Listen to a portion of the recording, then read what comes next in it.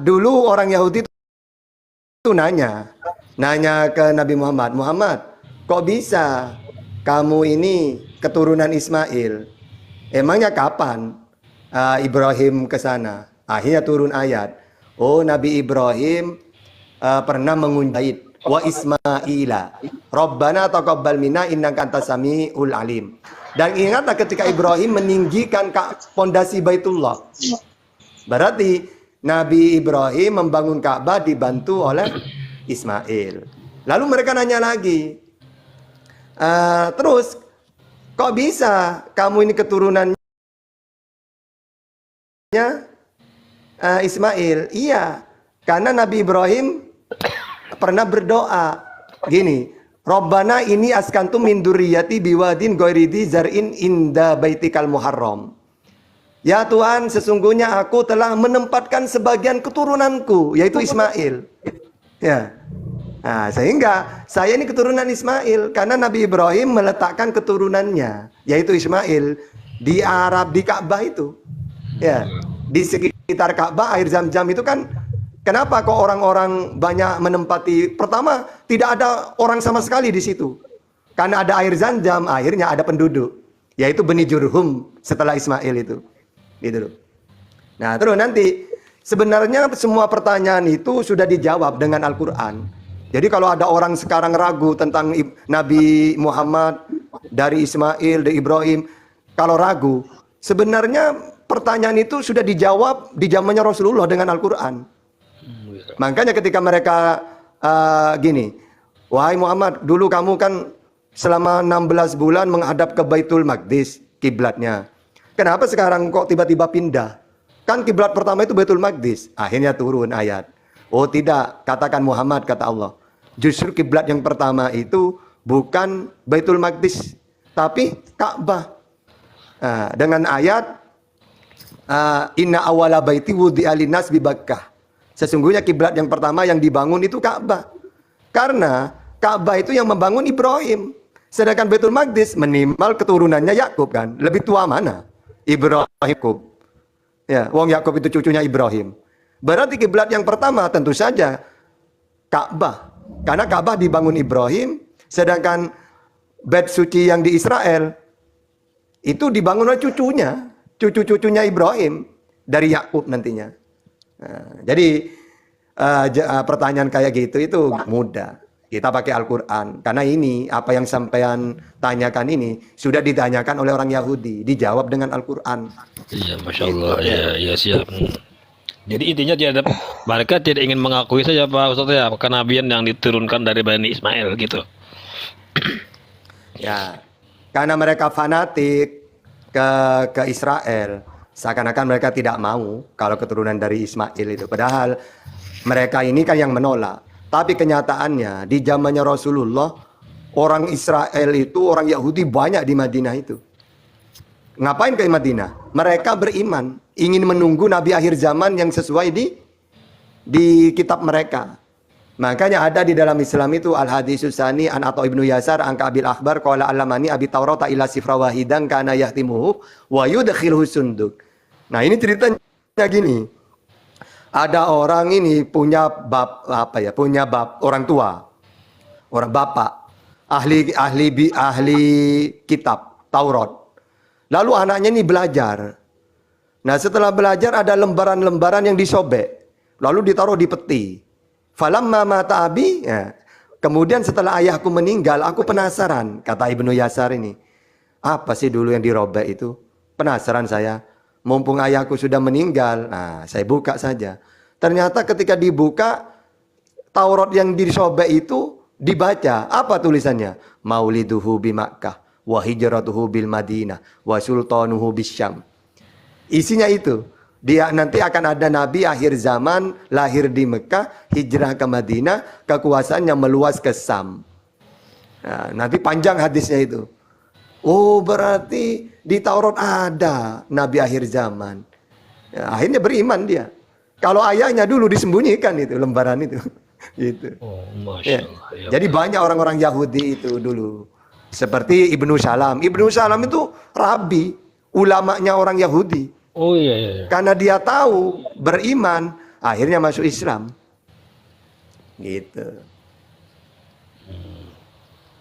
Mana lagi kadang gini Ustaz, rame juga sih kadang ini sebagai bahan mereka untuk penghujatan kepada Sayyidina Muhammad SAW. Ada 2 pasal sih yang sering jadi kalau Pak Ustaz dengan detailnya gini Ustaz, kadang sih ya ada tokoh dari kekristenan lah selalu hujatan terus kepada Rasulullah, artinya andalannya cuma itu aja kalimatnya, artinya tentang menikahi seorang berumur di bawah umur yang tidak begitu ya Ustaz menurut di dalam kepikiran lah, tapi kan saya tetap membela juga sih, artinya kan menyatakan Rasulullah menikahi anak yang ya begini. Yang kedua Pak Ustaz begini, tentang menikahi anak angkatnya si Zainab itu dalam masih status, katanya status masih istri daripada bersuami masih gitu diambil. Jadi ini sungguh bagi kita orang Islam kayaknya sudah sangat kalimat-kalimat yang dilontarkan itu oleh si ya tokoh dari kekristenan hujat tadi itu sungguh sangat tidak, kita kan memahami sendiri Rasulullah itu orang yang maksum gitu. Nah, jadi Pak Ustadz mematahkan itu bagaimana Pak Ustadz 2 pasal ini Pak Ustadz? Cara mematahkan pakai Al-Quran itu sendiri. Surat Al-Ahzab ayat 37. Ya, 37 itu gini. Wa maka berapa ya? Oh iya.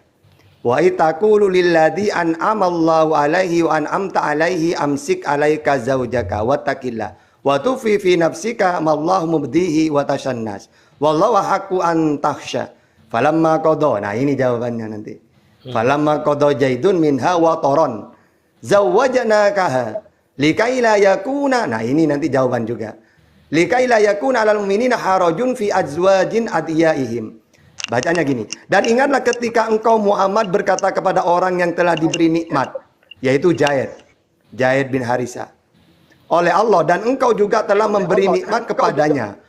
Pertahankanlah terus istrimu dan bertakwalah kepada Allah. Maksudnya gini loh. Rasulullah itu ngambil anak angkat namanya Zaid bin Harisah. Anak angkat ibaratkan siapa ini yang bertanya, siapa namanya? Bang Arya ya? Iya. Siapa yang bertanya? Saya Pak Ustadz. Ya misalnya, iya, Bang Arya ini ngambil anak namanya Tahta dari kecil udah. Nah, otomatis kan awalnya saya dengan Bang Arya tidak punya hubungan apa-apa. Iya. Tapi saya dianggap anak. Ya sudah. Nah, tiba-tiba besar-besar saya menikah. Nah, sebenarnya Rasulullah tahu, diberitahu oleh Allah, wahai Muhammad, suatu saat Zainab ini menjadi istrimu. Tapi Rasulullah menyimpan itu. Loh kok bisa ya? Ibaratkan secara manusiawi gini. Kok bisa? Zainab kan istrinya Zaid. Zaid kan anak angkat saya. Nah, akhirnya Zaid dengan Zainab ini tidak bahagia. Karena dalam tradisi Arab itu dulu gini loh. Orang Zaid ini kan mantan budak. Budak itu zaman dulu itu jangankan menikah ya. Intinya sebelum Islam datang rendah banget sama dengan binatang memperlakukan budak itu dulu. Sebelum Islam datang. Mau dijual silahkan. Makanya gengsi kalau menikahi budak itu. Jangankan menikah. Andai kan ada budak cantik mau disetubui. Loh, itu tidak mungkin mau orang. Apalagi dinikahin gitu loh. Tidak mau. Tapi karena memang oleh Rasulullah itu Rasulullah yang menikahkan, Zainab mau. Tapi secara manusiawi Zainab tetap merasa dirinya orang merdeka, masih nasabnya tinggi. Sedangkan Zaid keturunan budak, mantan budak. Akhirnya tidak bahagia. Nah, setelah tidak bahagia selalu bertengkar. Akhirnya tidak kuat Zaid ini. Ya Rasulullah, saya tidak kuat, udah saya selalu bertengkar. Terus maunya gimana? Ya saya mau cerai saja ya Rasulullah. Tapi di dalam ayat ini Rasulullah mengatakan amsik, tahan dulu, jangan dicerai, diperbaiki dulu. Lama-lama tidak kuat karena selalu bertengkar, karena nasab ibaratkan suku berbeda ya, kasta udah berbeda itu. Tapi kata Rasulullah tetap amsik. Padahal Allah sudah memberitahu bahwa suatu saat akan menjadi istrinya Rasulullah. Tapi Rasulullah tidak ngomong itu. Akhirnya karena tidak kuat, lalu diceraikan, benar-benar cerai. Nah setelah cerai, lalu di sini tidak benar kalau dikatakan masih status istri orang kok dinikahin. Enggak. Iya itu Setelah Ustaz. cerai, Nah, itu yang pitahan mereka lah. nah, ayatnya gini. Setelah cerai, falamma qada Zaidun minha wa taron zawwajnakaha. Setelah iddahnya selesai, ya, lalu Allah memerintahkan untuk menikah. Jadi prosesnya cerai dulu melakukan iddah. Iddah itu apa? Di dalam Islam, kalau ada orang cerai, ada iddahnya. Misalnya cerai, maka 3 sucian. Yaitu suci, terus haid, suci, haid, suci, haid, suci. Wah, tujuan iddah apa? Definisi iddah itu tujuannya untuk mengosongkan rahim. Misalnya ada orang punya istri, cerai. Jadi sebelum masa iddah jangan nikah dulu perempuan. Bersihkan dulu rahimnya dengan cara iddah, 3 sucian. Takutnya kalau bukan Islam kan ngawur kan. Misalnya wong baru cerai dapat 1 bulan udah nikah lagi.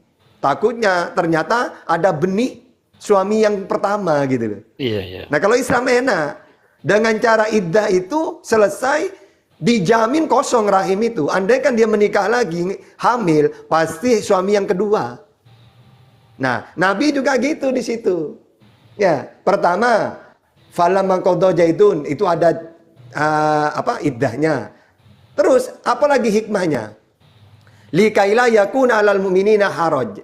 Itu supaya andaikan terjadi ya ada orang anak angkat ya terus punya istri cerai, boleh nggak dinikahin? Boleh. Buktinya Rasulullah itu.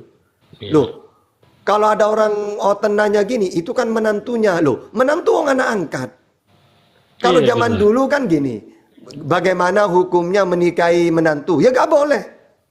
Lalu ada pertanyaan, bagaimana kalau menantu ini dari anak, tapi bukan anak kandung, anak angkat? Boleh. Likaila yakuna 'alal mu'minin. Jadi pernikahan Rasulullah dengan Zainab itu ada 2. Di antaranya supaya ada hukum. Jadi kalau sekarang ada kejadian, misalnya Bang Arya ngambil anak, tahta namanya. Setelah saya besar, saya menikah. Lalu cerai. Ya, apakah boleh mantan istri saya dinikahin Bang Arya? Boleh. Loh, kan menantu tahta loh. Wong saya bukan anaknya Bang Arya. Wong saya cuma anak angkat kok.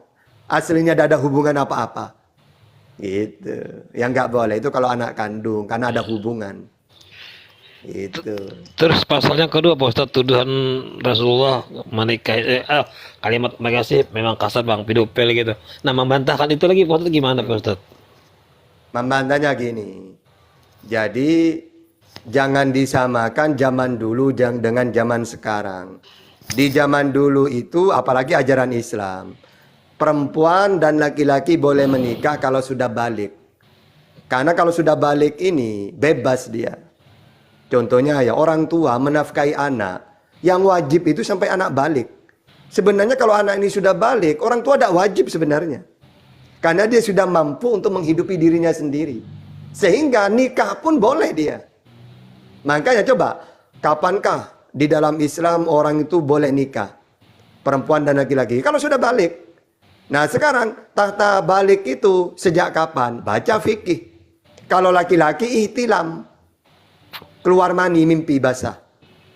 Nah, atau saya umur 13 tidak keluar mani. 14 tidak keluar mani. 15 tidak keluar mani. Apakah balik? Balik karena umur. Iya. Tapi kalau dia umur 13 sudah keluar, 12 keluar, ya maka balik karena keluar mani itu. Ya. Jadi batasnya sampai umur 15. Kalau ada orang laki-laki umur 15 tidak keluar mani, maka tetap balik dalam hal umur. Nah, kalau perempuan datang bulan. Nah, nanti dibahas lagi dalam fikih. Kapan perempuan itu dikatakan datang bulan? Ketika umur 9 tahun. Jadi kalau ada orang perempuan keluar darah di bawah umur 9, bukan darah haid. Ya. Karena syaratnya haid itu pertama harus umur 9 tahun. Gitu. Ya.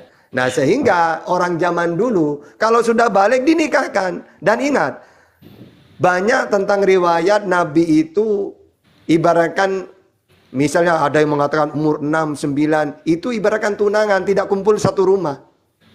Ya, Nabi satu rumah itu umur 12 tahun Siti Aisyah. Nah, Masya Allah. Nah, zaman dulu tidak ada masalah. Yang penting sudah balik. Anda kan Siti Aisyah tidak dinikahi Nabi, tetap dia nikah dengan orang lain. Wong sudah waktunya. Nah, di zaman dulu, mulai dari zaman Nabi Muhammad, sahabat, tabi'in, tabi'in, gak pernah mempermasalahkan nikahnya Nabi. Bahkan sebenci-bencinya orang kafir kepada Rasulullah, gak pernah membahas itu. Karena gak masalah gitu loh. Hanya saja orang sekarang itu dibandingkan, karena sekarang itu umumnya, apalagi di Indonesia. Di Indonesia ini dibatasin sekarang, umur 18. Sehingga ketika mendengar umur 12 atau 9, kaget dia. Padahal dari dulu orang sebenci-bencinya orang ke Rasulullah tidak pernah mengatakan pedofil itu. Karena udah biasa. Iya. Bahkan ibu saya masih ada sekarang. Ibu saya masih ada sekarang. Saya nanya, Bu, dulu kalau ibu ini, karena kalau di zaman saya ya, seperiode dengan saya umurnya, rata-rata teman-teman saya itu kalau perempuan, rata-rata umur 15 tahun. Akhirnya saya nanya, loh kalau ibu saya berapa ya? Nanya saya, Bu, dulu sampean menikah umur berapa? Saya menikah dengan ayahmu umur 12 tahun. Nah, tidak ada masalah apa-apa. Ya. Di zaman saya 15 sudah. Gitu loh. Nah, sekarang malah 18. Nah, kenapa kok orang kaget? Karena zaman dulu ngeritiknya zaman sekarang, peraturan sudah beda. Nah, terus apa hikmahnya Rasulullah kok dinikahkan dengan Siti Aisyah oleh Allah? Kan Allah yang memerintahkan. Di antaranya karena ilmu. Karena istrinya Rasulullah itu rata-rata tua. Umur 40, umur 35 gitu ya. Nah, umur-umur kayak gitu pemalu. Malu nanya-nanya itu. Mendingan mereka itu ibadah. Akhirnya Rasulullah dinikahkan dengan Siti Aisyah yang masih muda. Kalau muda kan suka ngomong. Dikit-dikit Siti Aisyah itu nanya-nanya. Akhirnya periwayat hadis terbanyak nomor 2 Siti Aisyah. Itu pun hadis yang penting-penting. Anda kan tidak ada Siti Aisyah, banyak hadis-hadis yang penting-penting gak ada akhirnya. Contohnya masalah keluarga, masalah tentang rumah tangga, masalah tentang caranya mandi, apa semua gak ada. Coba periwayat hadis yang terbanyak pertama Abu Hurairah, 5.000 hadis. Yang kedua Siti Aisyah, 2.000 hadis lebih. Jadi urutan nomor 2. Jadi maksudnya Allah menikahkan Rasulullah dengan Siti Aisyah untuk kita, ilmu. Ya, ada maksudnya. Tapi orang-orang yang tidak tahu namanya orang benci, seakan-akan wah, masa menikahi masih muda. Wah, ini cari kesempatan ini. Loh, Anda kan Rasulullah itu karena nikah biasa, bukan karena ilmu. Memang gara-gara senang misalnya, otomatis di antara Rasulullah itu pasti cari yang muda-muda terus. Tapi enggak kan, cuma Siti Aisyah kan. Yang lainnya karena janda yang tidak ada yang ngasih nafkah, dinikahin oleh Rasulullah. Ya, yang tua-tua sudah. Anda kan Rasulullah itu karena nafsu misalnya, pasti dia cari seperti Aisyah semua. Nyatanya tidak, cuma Siti Aisyah. Nah, kenapa kok Siti Aisyah saja yang muda? Karena pernikahannya itu karena ilmu. Ya, supaya umatnya itu dapat ilmu banyak dari hadis-hadis yang diturunkan, yang diriwayatkan oleh Siti Aisyah. Memang nyata, 2.000 lebih. Masya Allah. Itu ya. Caranya gitu. Iya. Assalamualaikum Pak Ustadz. Waalaikumsalam.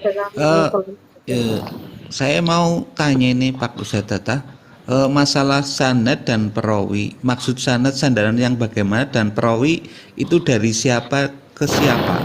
Itu mohon di penjelasan Pak Ustadz Tata. Terima kasih. Itu nanti ada pelajaran, itu mustolah hadis namanya. Nanti kan hadis itu ada 3 nanti.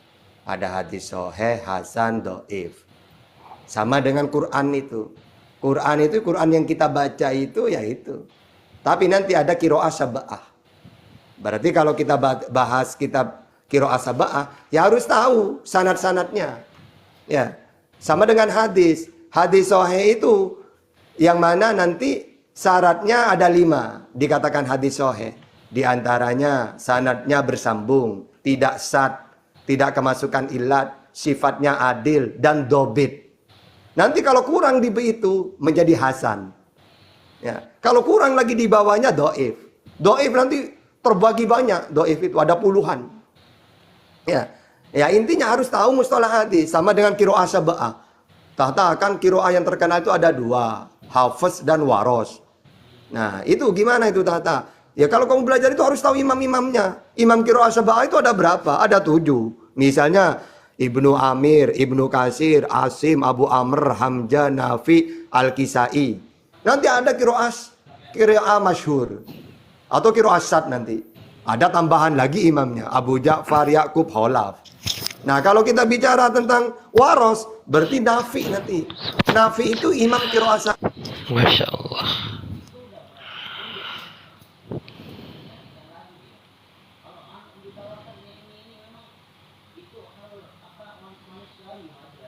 Assalamualaikum Bang Logika. Welcome to my room. Tuh. Assalamualaikum Ustaz. Abang-abangku. Waalaikumsalam warahmatullahi wabarakatuh. Suara Salam. Pak Ustadz tadi terputus. Saya penasaran juga nah kan hilang. Lanjut Ustaz. Nah Ustadz yang tadi yang pengen nge-lag kayaknya anak. Gimana Bang Opik kabar? Alhamdulillah baik Bang. Sehat Masya Allah.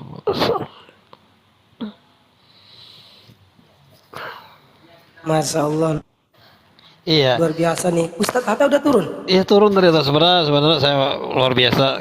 Tadi tuh Bang Opik saya tuh keselnya tuh minta ampun kadang mendengar itu di ke komarnya si penginjil TikTok gitu kan kadang si kiamatnya itu dia itu menjelaskan hadis terpotong-potong saja dan seperti Ustaz Tahta tadi tentang sampai menceraikannya si Zaid kepada Zainab tadi sehingga dia pengambilannya itu hujatan kepada Nabi itu luar biasa. Saya tuh kadang kalau udah mendengar hujatan dari kiamat tuh pengen Itulah langsung. mereka Bang. Wah, itulah kalau kiamat seperti itu, wah, hujatannya luar biasa itu. Iya, seandainya dia gini, Bang, menurut kalau dia mau mendengarkan Orang kafir tuh emang gitu. pencerahan dari Ustadz Hatta, penjelasan tentang begini dua, dia pasti tidak lain larinya pasti tentang pedofil, tentang menikahi anak angkatnya, itu saja. Lebih daripada itu tidak ada pembahasan lagi kiamat itu.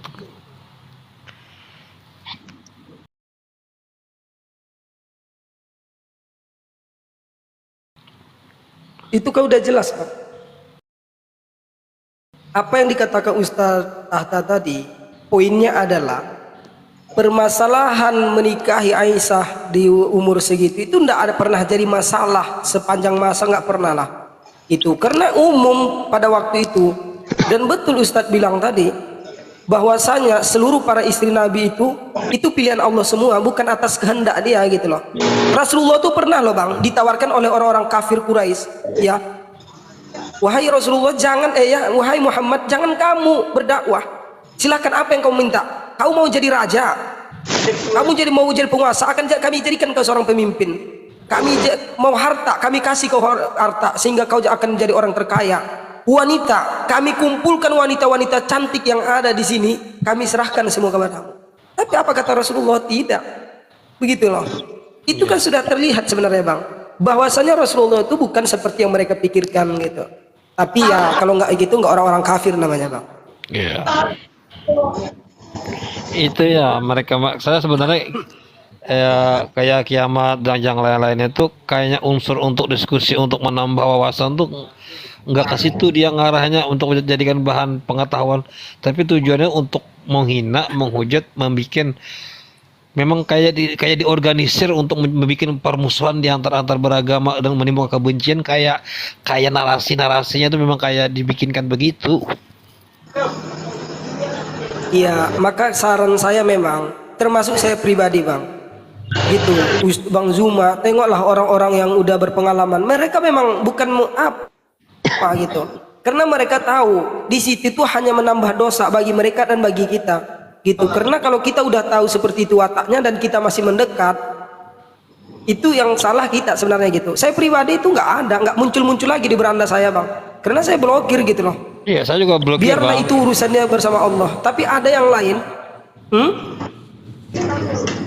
Ya kalau saya udah saya blokir bang, orang-orang yang seperti itu ada beberapa orang yang saya tandai seperti psikopat. Coba perhatikan, saya coba pernah mau naik di situ, mereka nggak mau melayani kita bicara, mereka biarkan kita di atas, tapi mereka nyanyi-nyanyi yang menghina Aisyah dan Rasulullah. Parah nggak itu bang? Gitu. Jadi memang ada orang-orang seperti itu. Kalau perlu ya kita banet aja. Setiap kita ke situ kita laporkan, gitu aja. Udah keluar, nggak usah didengarkan karena akan buat penyakit dalam hati kita bang. Betul. Enggak, ya. Kayaknya mereka sekeji-kejinya orang Islam nggak ada separah seperti itu. Kita dalam penghinaan, pencaci makian ini, mereka tuh kayaknya udah stres, sudah jiwa tergoncang. Itu saja yang baru disodorkan. Kalau masalah pengetahuan, mendapat saya nggak ada apa-apanya dengan pemahaman dari Islam itu yang mereka sodorkan itu. Assalamualaikum. Apalagi lah bang, tidak ada jalan lain lagi. Waalaikumsalam warahmatullahi wabarakatuh. Tidak ada jalan lain lagi bang. Adu argumen kalah, adu ilmu mentok gitu. Jadi mereka sudah dalam kebingungan gitu loh. Mau nyerang Islam dari mana gitu loh. Mohon maaf, sedikit-dikitnya ilmu orang Islam, ya, bukan sebodoh-bodoh bang, sedikit-dikitnya ilmu orang Islam, kalau sudah debat dengan mereka atau berdiskusi, mereka akan akan jatuh gitu. Kenapa? Karena kita berdiri di atas kebenaran, mereka tidak gitu loh. Setiap ayat dalam Bible mereka itu akan bisa kita lawan dengan ayat yang lain, tetap di dalam Bible itu sendiri. Nah gitu, sehingga sangat mudah gitu loh. Jangankan pakai ayat, pakai logika pun mereka akan kacau. Kalau Islam kan nggak bisa bang diserang bang. Tapi bang gini ya. Halo, assalamualaikum Kok mereka itu kayaknya benci amat sama Islam ya. Waalaikumsalam warahmatullahi. Iya bang. Assalamualaikum warahmatullahi wabarakatuh. Silakan bang Erik Ranggo lanjutkan. Ya, begini kak. Kayaknya mereka Itu di itu bawah. benci amat ya sama Islam. Kenapa ya? Itu Benci di bawah amat nanya ya. itu Jastia itu. Itu bang baca di typing Jastia dulu. Aduh itu penghujat juga itu bang, Jaya Siti itu nggak perlu di open lah.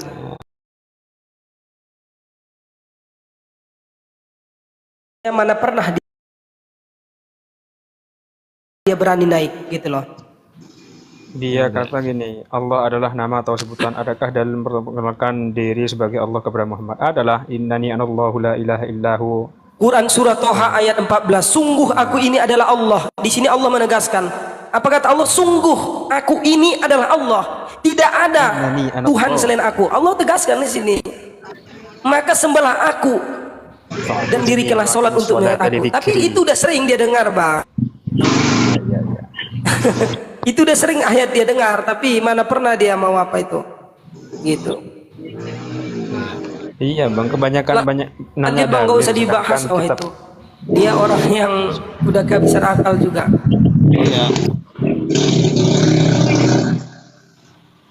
Sebenarnya gini, kalau masalah debat diskusi lintas agama boleh, tetapi dengan argumen, artinya lakum dinukum wal itu memang bagi kalian adalah agama kalian. Bagi ini loh, artinya yang hak itu harus kita tetap sampaikan bahwasanya mustahil Tuhan itu berbilang-bilang. Artinya kan apalagi dia beranak, apalagi dia peranakan, ini harus kita luruskan sebenarnya agar kebenaran itu benar.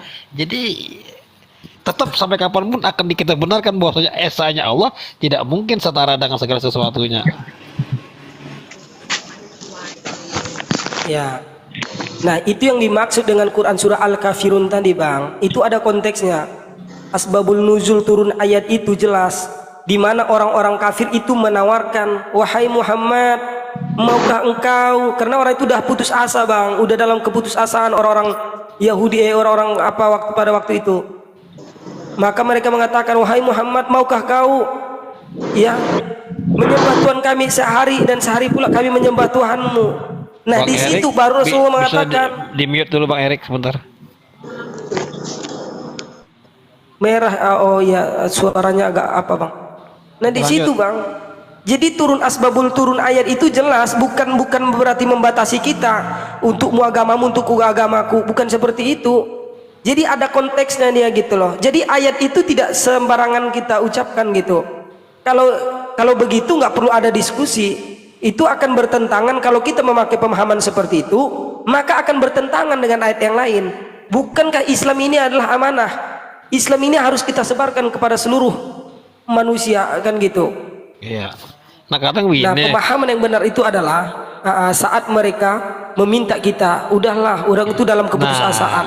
Begini, kadang-kadang kada ujung-ujungnya loh, iman kalian, iman kami, kata begitu kan dokter apa tuh istilahnya final.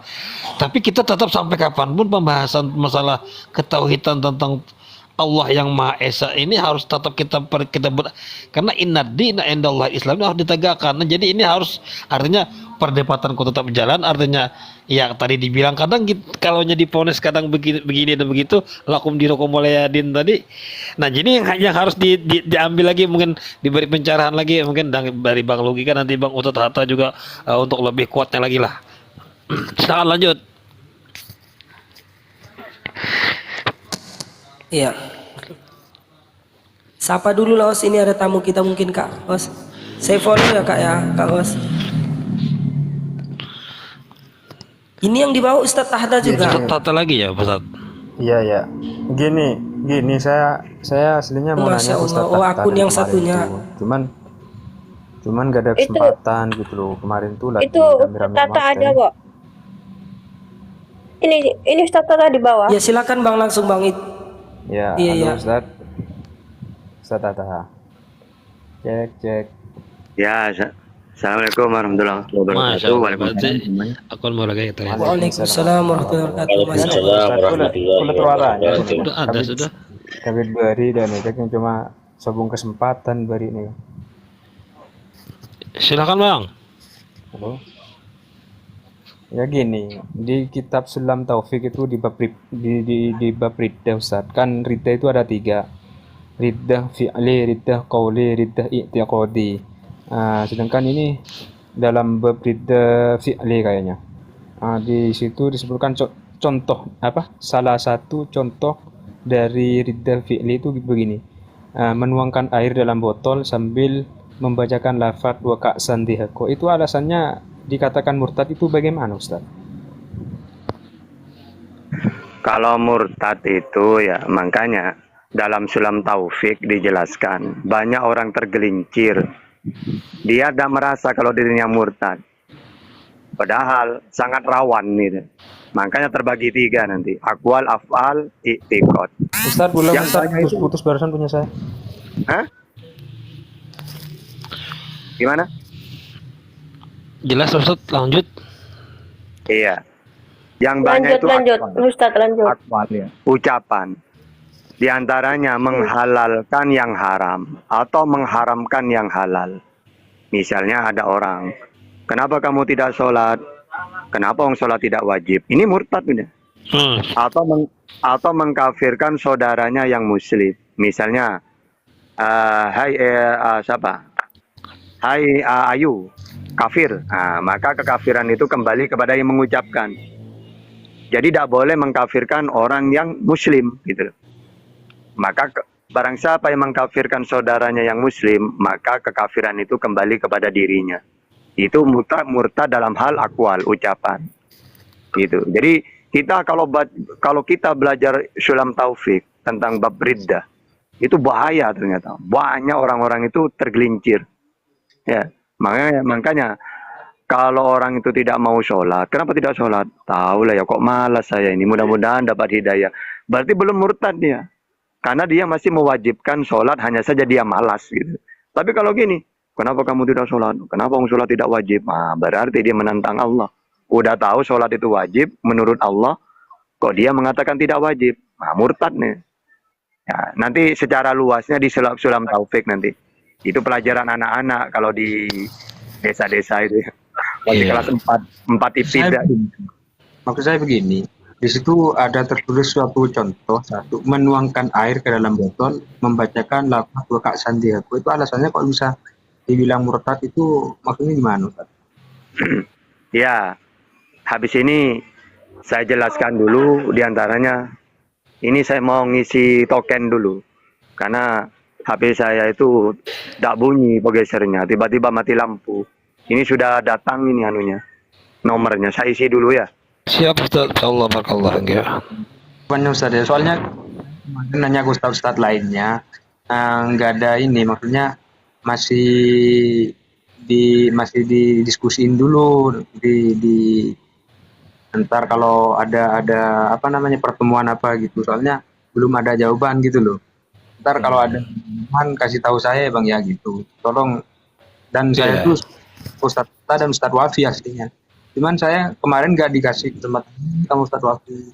Iya, mungkin nanti abang mungkin ada sih koma-koma khusus di bidang kayak nanti kok di Ustadz Wapi, nanti kan ada juga di Ustadznya memang gabungan Ustadz Wapi, di Ustadz Naja, Ustadz Tahta itu kan, jadi memang orang-orang yang di bidang keilmuannya lah. Kita kalau koma-koma seperti ini sih betul, mungkin Mbah Hos juga yang lain paham lah, artinya kan kalau hanya sebagai dengan Pak Ustadz itu sekedar nanya sharing tentang keagamaan dan juga hukum-hukum yang muamalah dan kesejarahan lah. Jadi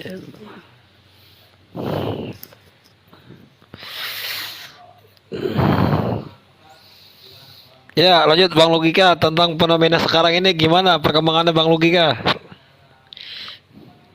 Feno-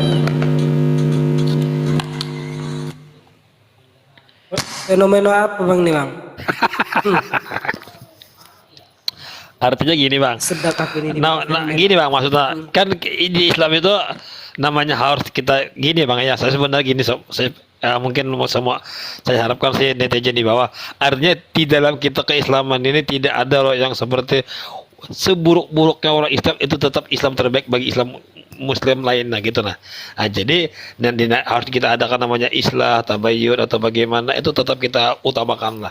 Nah, jangan sampai kita sama Muslim dengan halnya ada satu titik salah mungkin nanti framing yang bagaimana sehingga kan ini menjadi keuntungan bagi orang sebelah di dalam untuk memberi tikaman bagi kita lah. Nah itu maksudnya biar Bang Upik aja dah memberi penjelasan biar nanti ini supaya tercerahkan lah untuk nanti. Enggak gini bang, kalau masalah seperti itu, ini udah siap kayaknya Ustaz Tata nih. Kalau untuk masalah permasalahan kita ada pecah hati, ya ada selisih paham, itu biasa normal gitu loh. Tetapi yang menjadi apa itu jangan dibiarkan itu berlarut-larut gitu. Dan kita nggak usah pikirkan itu menjadi keuntungan bagi orang-orang kafir atau orang-orang di luar Islam gitu.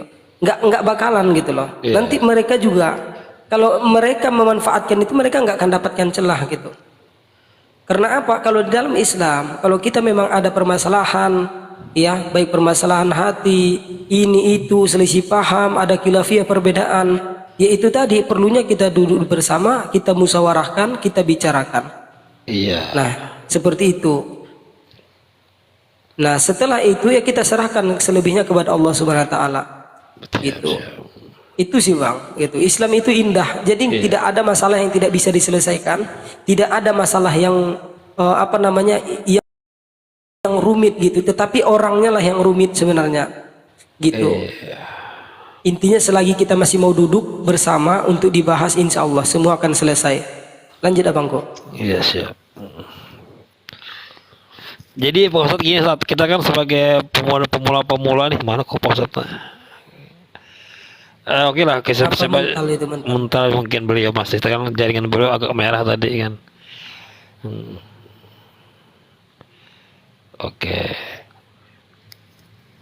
Masya.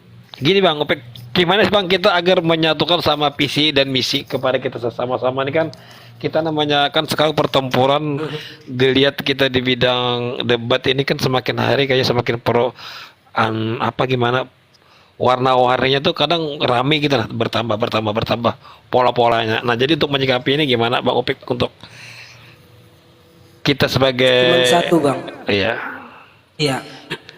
Cuman satu kata ulama, yaitu kita harus bersatu dalam dakwah. Jadikan hidup kita ini untuk dakwah ya. Jadi gini Bang, jangan pernah di dalam dakwah ini jangan pernah kita membahas namanya khilafiyah atau perbedaan pendapat. Karena ini bukan bagian kita.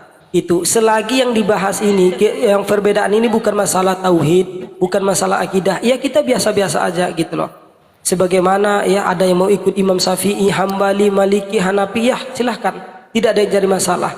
Tetapi saat akan menjadi masalah apabila ini masalah tauhid, masalah akidah, ya ini memang kita harus betul hati-hati, gitu. Jadi kita ini harus bersatu dalam dakwah, gitu loh. Berdakwah apa? Bukan dakwah kepada golongan kita, bukan. Kenalkan manusia kepada Allah, ajak manusia taat kepada Allah. Seperti itu, Bang. Jadi nggak usah kita ajak, ayo ikut golongan saya ini. Kalau kayak gitu malah memecah belah umat nanti, Bang, dia. Khawatirnya seperti itu. Ini menarik ya. Ya, jadi gini. Lanjut Ustaz Tata, saya malu kalau udah Ustaz Tata nih, Masya Allah. Saya kekurangan ini. Saya itu paling seneng kalau kumpul sesama muslim itu, ya seneng. Ingat ya, saya juga di dalam taklim muta'alim itu ada keterangan gini, bahwasanya ilmu itu bisa didapat di mana saja, kapan saja. Saya kalau kumpul sesama muslim kayak gini mencari ilmu saya itu. Iya, benar. Saya bukan senang. Maksudnya apa? Iya, jadi walaupun orang itu saya tidak ngerti apa-apa, Tahta, iya, pasti ada yang saya ambil dari sampean. Apapun lewat mungkin ilmu yang lain kan gitu. Nah, saya sukanya gitu. Ingat ya, ayo kita tradisikan dalam hal berdakwah itu bersatu. Saya dari dulu tidak pernah konflik sesama muslim itu kalau di dunia debat kayak gini-gini. Dan saya sombong memang, tapi untuk orang kafir. Tapi kalau sesama muslim, saya lebih baik saya bodoh daripada orang-orang lainnya. Masya Allah. Tapi kalau di mata di orang-orang sebelah, enggak. Saya harus menunjukkan bahwa saya pinter gitu. Karena biar nggak direcehkan agama saya gitu. Iya. Nah, makanya hal-hal seperti ini saya suka. Ingat ya, sesama muslim semakin banyak debater-debater, saya semakin senang. Karena semakin banyak persaudaraan, beda dengan mereka. Semakin banyak debater-debater datang dari pihak mereka, maka perang sesama mereka nantinya. Gitu. Debat sesama oten-otennya. Ya itu. Maka kita buang tradisi kayak gitu. Kalau mereka semakin banyak, di komal-komal itu bertengkar sesama agamanya mereka sendiri. Sekte-sekte danom-danom yang beda-beda itu. Benar. Kita jangan. Benar tadi dikatakan itu. Di dalam Islam itu, hilafiyah itu rahmat. Kenapa kok rahmat? Apa maksudnya? Kok ada Imam Maliki, Imam Hanafi, Imam Syafi'i, Imam Ahmad bin Hambal? Apa tujuannya itu? Karena mereka itu di bidangnya, di dalam hal keadaan lagi. Maksudnya rahmat itu gimana? Rahmat itu gini. Di lingkungan masing-masing. Di Indonesia memang yang cocok karena Imam Syafi'i. Memang yang cocok ini sudah. Gitu loh. Bukan berarti tidak boleh imam yang lain. Enggak. Kenapa ada perbedaan? Ingat, perbedaan dalam Islam itu bukan beda. Madhab itu apa madhab itu? Dari lafadz iddahaba, memilih. Ibaratkan gini. Saya dengan Bank Logika mau ke Jakarta dari Pasuruan. Naik apa sampai Bank Logika? Oh, saya pesawat ini Tahta. Sampean apa Tahta? Oh, saya Lion Air. Ya udah, sama-sama pesawat kan, tujuannya sama ke Jakarta, nyampenya sama-sama nyampe nantinya. Nah, ibaratkan pesawat, sama-sama kendaraan yang penting nyampe. Memilih. Ya, sama dengan saya bermadhab Imam Syafi'i. Imam Syafi'i memilih hadis yang A. Nah, nanti kok berbeda dengan Maliki? Berarti Imam Maliki memilih hadis B gitu loh. Ya. Jadi, mana yang salah? Ya gak ada benar semua itu. Makanya kalau orang itu bertengkar dalam hal hilafiyah, rugi. Dua-duanya benar kok mau dipermasalahkan. Contohnya kunut. Nah, sekarang kita mau bertengkar gara-gara kunut. Padahal Imam Maliki kalau jadi imam, makmumnya Imam Syafi'i. Beliau tidak kunut, beliau kunut. Wah, Imam Malik kenapa sampean kunut? Ia menghormati Imam Syafi'i. Imam Syafi'i kalau jadi imam, beliau kunut. Kenapa engkau kunut? Ia menghormati Imam Maliki. Karena Imam Maliki memilih yang tidak kunut. Saya memilih kunut. Karena saya jadi imam, saya menghormati beliau.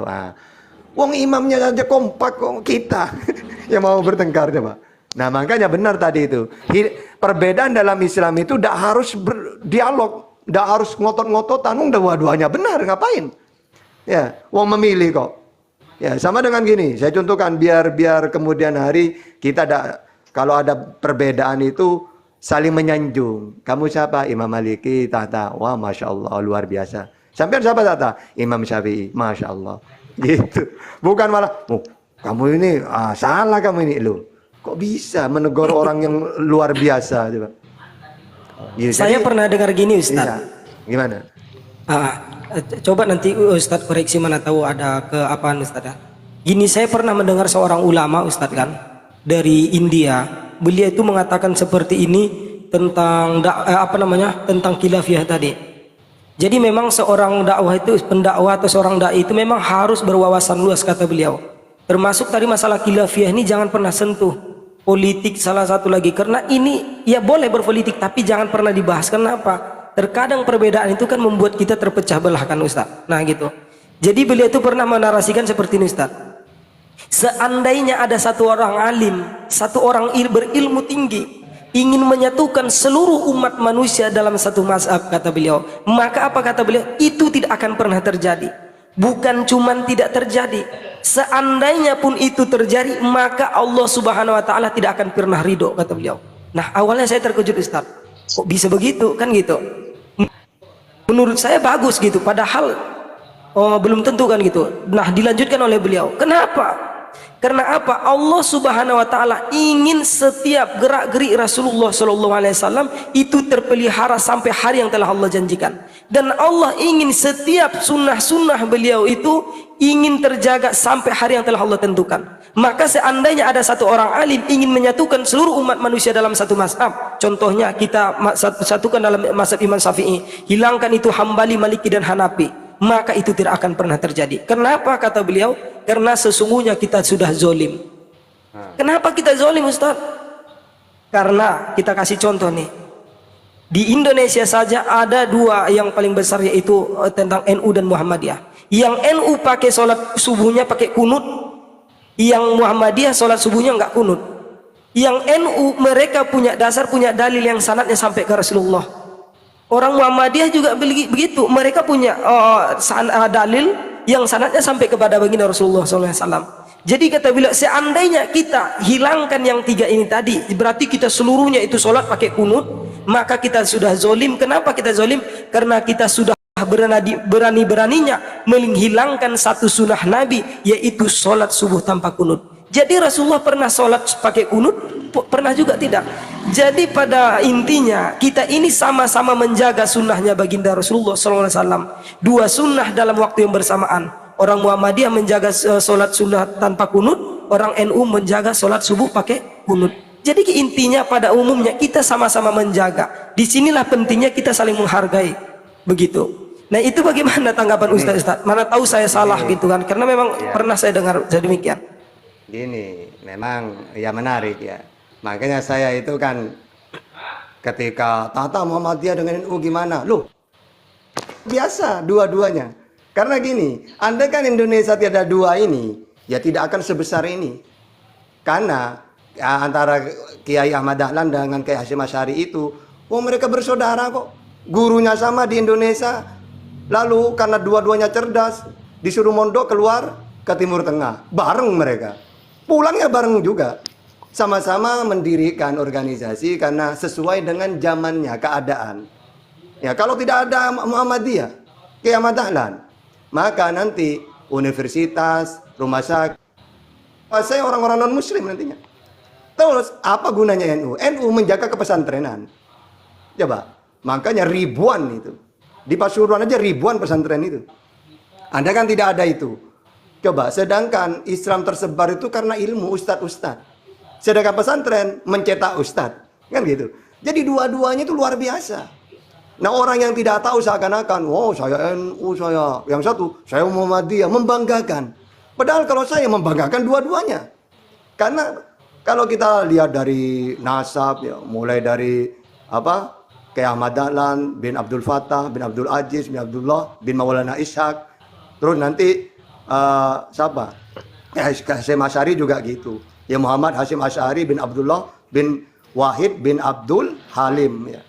Nah nanti bertemulah nasabnya di Maulana Ishaq. Sama itu. Ke Rasulullah nanti sambungnya. Nasabnya dua ulama ini. Hanya saja nanti organisasinya sama-sama menguatkan. Tidak ada NU misalnya. Tidak ada Hasyim Asy'ari. Pesantren-pesantren yang tidak ada nantinya. Kalau tidak ada Muhammadiyah, maka kayak koperasi, rumah sakit, terus tentang universitas. Ya, hanya dengan gara-gara ada dua ini, maka komplit langsung di Indonesia itu. Ya, jadi jangan pernah berdebat masalah itu. Terus masalah kayak apa ya? Kunut itu ada perdebatan juga, tapi bukan debat panas, tapi debat ilmu. Imam Syafi'i pernah ditanya, "Wah Imam Syafi'i, kenapa sampean kunut? Imam yang lain tidak." Nah, terus kenapa?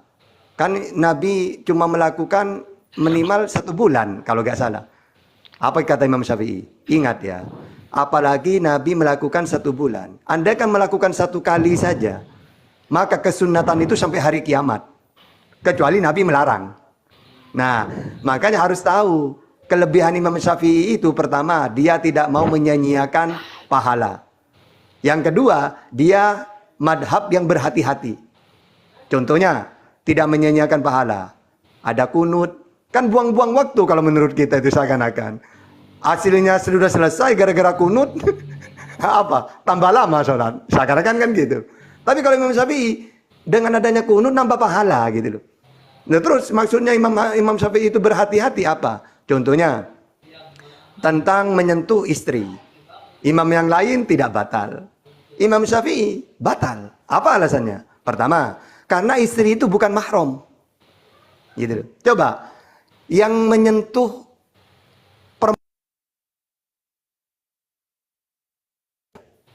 ya harus ada nasab. Pertama, adik saya misalnya punya adik perempuan, ponaan, mbak, ibu, bibi, mertua. Kenapa kok tidak batal? Karena mahram. Nah, kalau bukan mahram, maka batal. Misalnya saya, maaf ya, ini contoh. Saya dengan Ayu, batal apa enggak? Batal. Ya, karena bukan mahram. Ketika dia menjadi istri saya misalnya, ya tetap batal. Bukan mahram memang. Buktinya saya nikahin dia. Kata-kata mahram itu perempuan yang haram dinikahin. Kata Imam Syafi'i, istri itu mahram, bukan mahram itu. Buktinya saya nikahin dia. Gitu. Ya, terus untuk itu, kenapa imam yang lain itu tidak batal? Pakai 3 hadis. Yang 2 doif. Cuma 1 yang diambil. Apa? Ketika Nabi itu sholat, Siti Aisyah itu ada di depannya, di pinggirnya. Lalu kakinya menghalangi sujudnya Nabi. Akhirnya oleh Nabi dipindah kakinya. Akhirnya imam yang 3 mengatakan, oh berarti tidak batal kalau menyentuh istri. Buktinya Nabi Muhammad menyentuh si Aisyah. Imam Syafi'i beda lagi. Di hadis itu tidak ditunjukkan, tidak dijelaskan apakah menyentuh langsung. Yang batal kan langsung kan. Kalau ada satir enggak. Misalnya ada kain menyentuh perempuan bukan mahram tapi ada satirnya. Kan tidak batal. Apakah di hadis itu dijelaskan Nabi menyentuh langsung apa tidak? Oh tidak dijelaskan. Oh kalau gitu saya memilih batal saja. Dengan alasan karena istri itu bukan mahram. Tidak masalah, itu ijtihadnya ulama. Dalam fikih ya, usul fikih. Para ulama itu ketika berijtihad, kalau salah pahalanya 1. Kalau benar pahalanya 2. Berarti orang berijtihad salah benar pahala gitu loh. Makanya baguslah dalam dunia debat sekarang ini ya. Jangan pernah bertengkar gara-gara khilafiyah. Jangan. Ayo kita fokus ke orang-orang yang nyata kafir gitu. Kalau kita sampai NU mau apa, mau Muhammadiyah, itu saudara kita. Jangan pernah debat. Tinggalkan. Itu meruntuhkan semangat saudara kalau seperti itu. Jangan. Bagus tadi itu dikatakan, ayo kita bersatu. Ya masa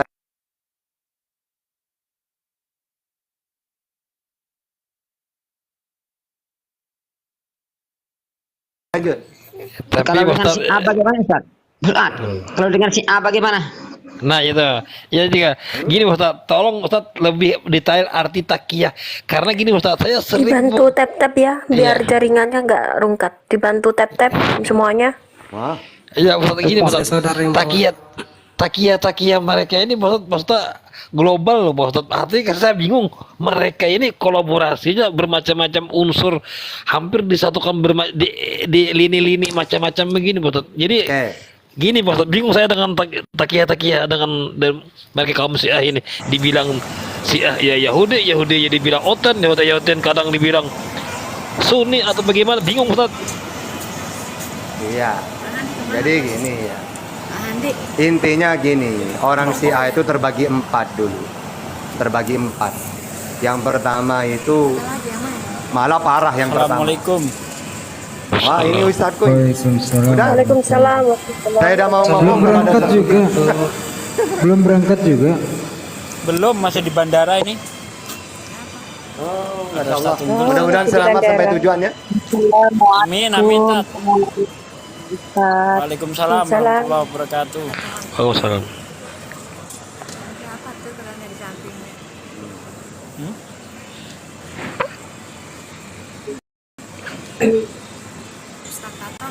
Ini Ustaz Tata.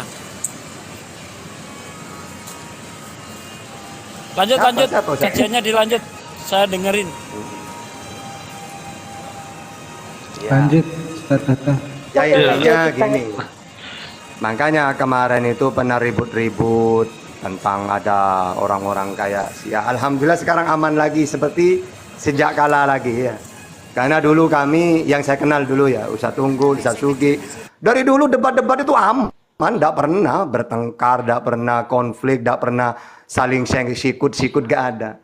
Tapi semakin banyak debater-debater akhirnya adalah orang-orang yang berdebat sesama muslim sendiri. Alhamdulillah sekarang kembali lagi seperti semula. Jangan lagi pernah terjadi. Terutama Syiah itu udah tidak usah dibahas. Intinya mereka sudah sadar sendiri mungkin. Ngapain debat sesama muslim? Kalau ngaku muslim mendingan bersama kita, ayo bareng kan gitu seharusnya. Betul, betul. Makanya kalau saya dari dulu itu gini aja, simple kalau saya. Enggak, saya ini muslim. Ya kalau muslim ayo bersama kami berdakwah untuk meluruskan orang-orang yang benar-benar bukan Islam. Karena kami ini dari dulu mengajak sesama muslim bersaudara. Ya, kalau saya simple gitu loh ya. Sehingga apa? Terus langsung pertanyaan jawab saja tadi itu takiyah itu intinya beda di mulut, beda di hati gitu. Makanya kalau mereka itu ngomong A sebenarnya di hatinya B itu. Ya, untuk menutupi biar tidak ketahuan. Nah, itu takiyah itu intinya seperti itu. Ya. Ya, makanya tapi saya simpulkan aja dulu. Intinya kalau Syiah di Indonesia itu sudah didebatin udah. Biasanya Ustadzul Somad, Ustadz Idrus Romli, intinya memang yang sesat udah. Ya, intinya ya. Mau mereka ngaku kayak apa ya udah, tapi biarlah kita sekarang ini debat dengan oten. Urusan mereka itu sebenarnya sudah ditangani oleh Ustadz Idrus Romli, Ustadzul Somad dan ustadz-ustadz yang lain. Udah kelar lah ya. Gitu. Hampir 1 bulan Ustaz Tata saya sama Bang Logika tuh ya membahas tentang ini. Jadi dapat disimpulkan dari ulama-ulama terdahulu kita, terutama dari Syekh Hasyim Asy'ari rahimahullah, pendiri NU, cuma 2 dikategorikan. 1 kafir ketika tidak mempercayai Al-Quran, bahwasanya ada Al-Quran yang benar dari jalur mereka, ini digolongkan kafir. Lalu yang lainnya ada 5 ciri khas dari Syiah. Yang keempat lainnya digolongkan sesat karena tidak pernah Nabi Muhammad SAW memberikan contoh apalagi mengajarkan untuk membenci para sahabat. Lanjut, Tat. Iya gitu. Jadi alhamdulillah ya. Kita sekarang bersatu lagi, udah ada penyakit-penyakit itu. Karena memang gini ya, Bang Juma itu pernah bilang gini ke Ustadz Sugi, ya ke kami lah. Dulu kita tahun 2017 gitu ya. Debat itu memang bersatu terus. Kok sekarang muncul-muncul ini kok malah saling menyerang gini ya. Islam kita tidak memperdebatkan, lawang mereka guru dengan muridnya aja tidak memperdebatkan, siapa kita memperdebatkan. Yang penting bahwasanya keempat imam mazhab ini mereka memiliki dalil yang kuat. Mereka mendapatkan contoh dari Nabi Muhammad SAW. Gitu ya Tata? Ya, jadi memang kalau kita ya sesuai hadisnya itu kan ada hulkum ya. Ada juga marid ya, warid ya. Jadi kenapa Imam Syafi'i itu harus terputus urat 2 itu ya. Karena memang kalau urat pernafasan tidak putus sering terjadi dulu. waktu saya masih kecil sering menyimak ayam itu ketika disembelih dilepas kabur dia. Nah, ternyata setelah saya pelajarin fikih, berarti urat pernafasan belum putus gitu loh. Sehingga Imam Syafi'i itu harus urat-urat itu harus putus, baik urat makanan atau pernafasan. Agar supaya benar-benar sah sudah gitu loh. Sama urat darah, Tat. Urat darah kan Iya. untuk mengeluarkan darah Iya. dari tubuh hewan. Sampai kalau orang itu gini, kalau ayam laki-laki lebih sulit lagi. Karena urat pernafasan itu bergerak. Ketika bergerak, tidak kena pisau, tidak putus. Akhirnya oleh orang-orang desa itu diakalin. Lidahnya itu dikeluarin, terus taruh di samping.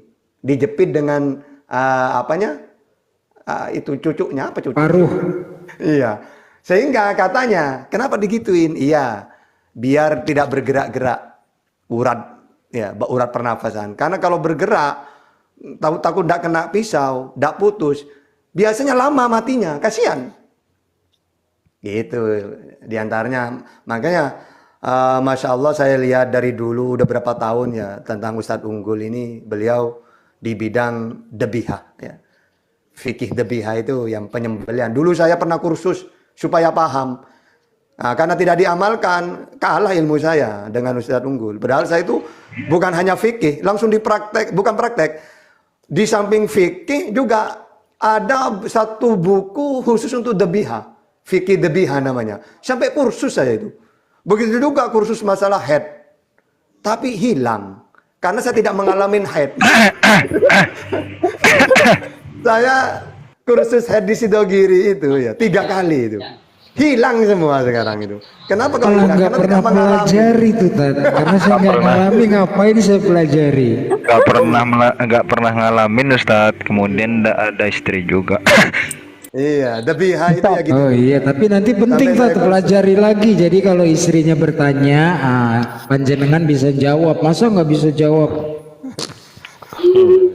Ustaz. Pak Ustadz Tata gini sebentar, saya sering gini sebentar.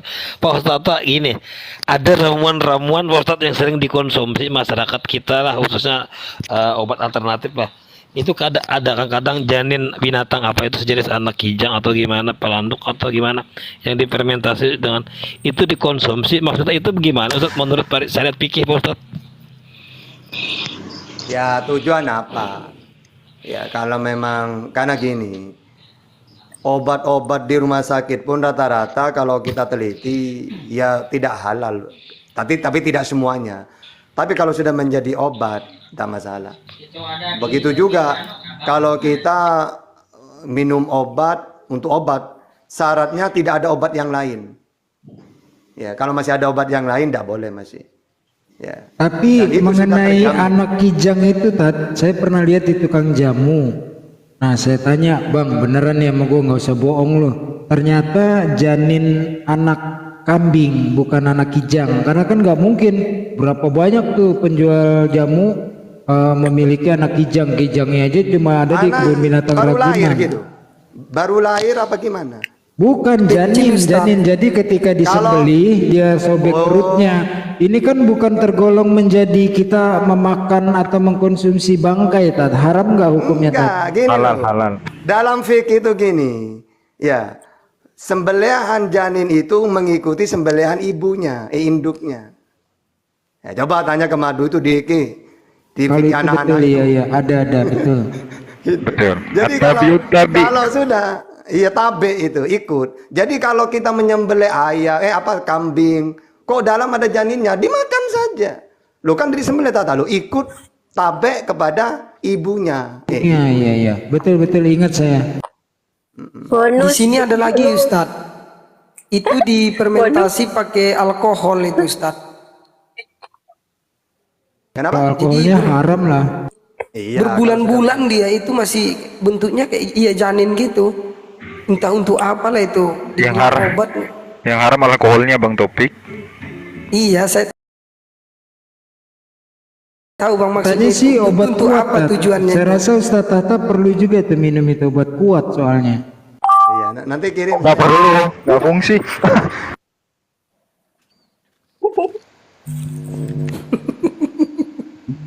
itu mitos aja Ustaz. Nah, insya Nggak Allah usah kalau itulah santri, Tat.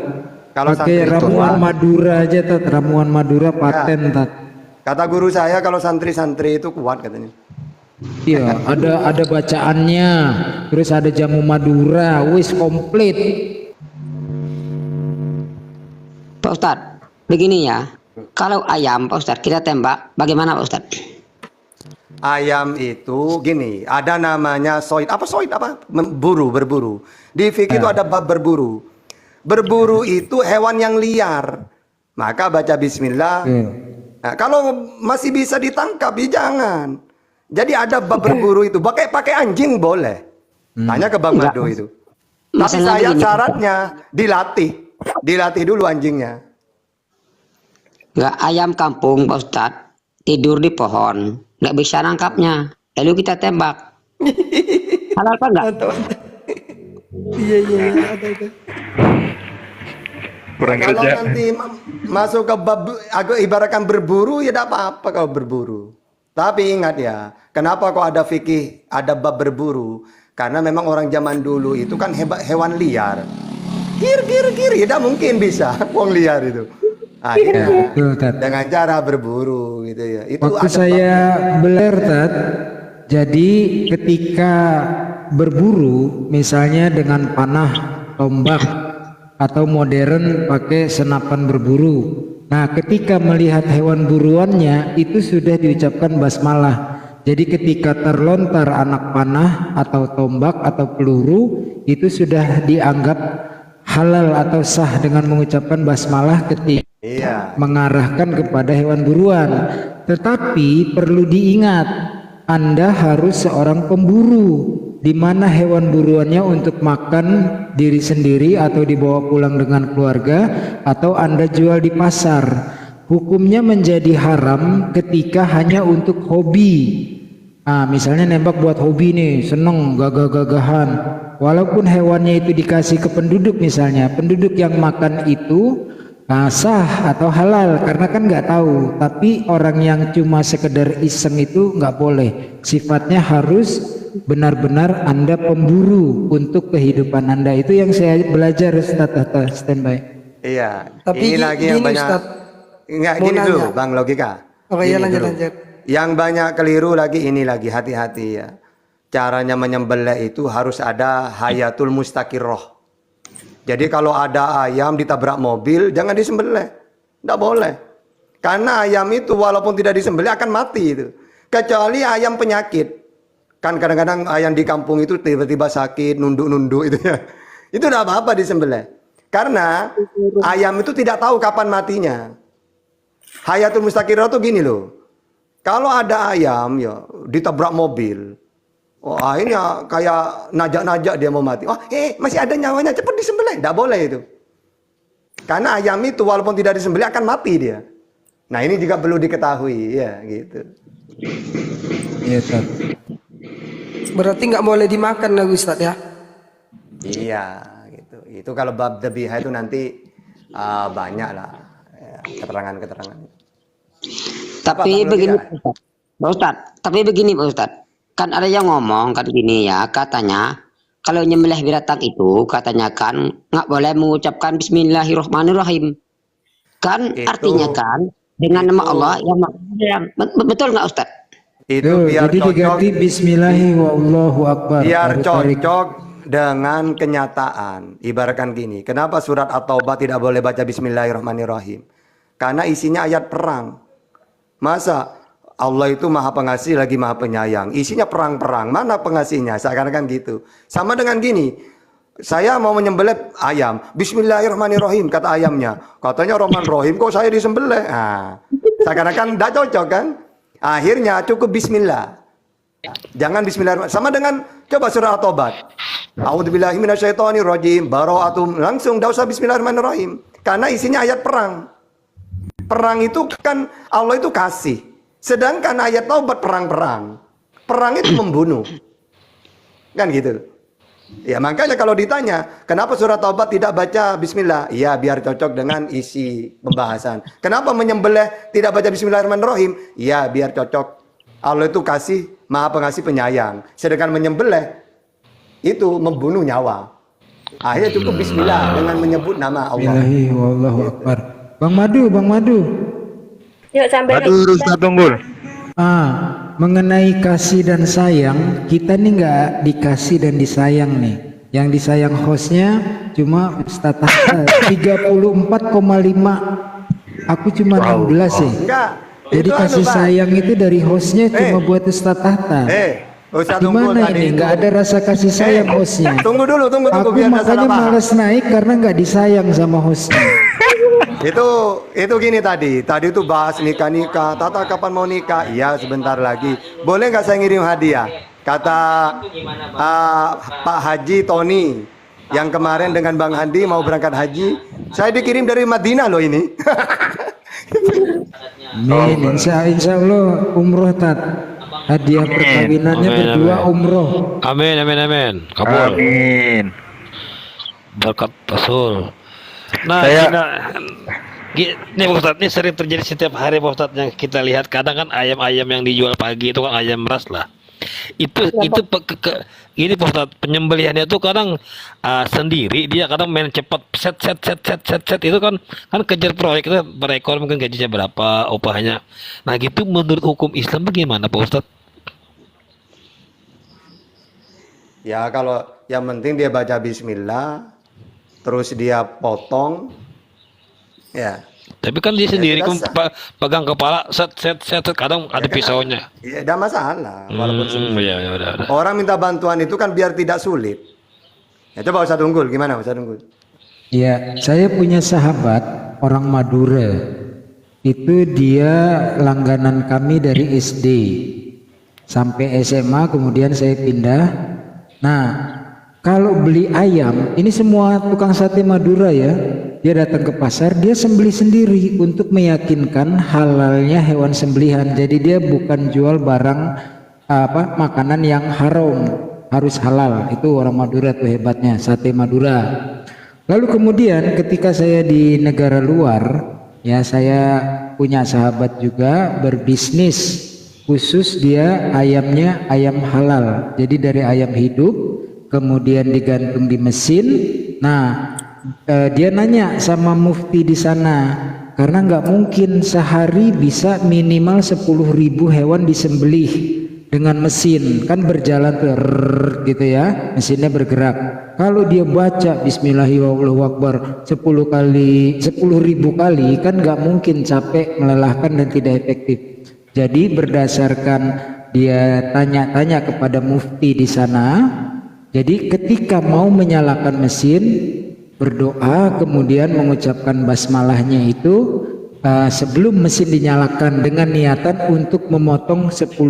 Kan terdaftar nih misalnya 10.000 pagi ini, sore 20.000 misalnya. Nah itu sebelum menyalakan mesin mengucapkan basmalah. Jadi menurut keterangan mufti di sana jatuhnya sama dengan ketika tadi pemburu. Ketika melihat hewan buruannya, narik busurnya sambil mengucap basmalah. Gitu, tat, standby.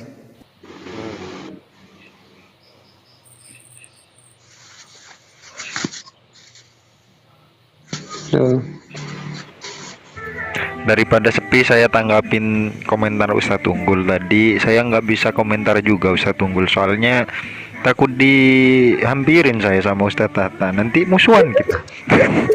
Iya, tapi saya tetap aja katanya, kenapa sih Unggul nggak mau naik, kata hostnya kan, kenapa nggak mau naik, sombong. Giliran naik saya cuma melihat 16, sementara yang dikasihi dan disayangi dikirimnya 34,5.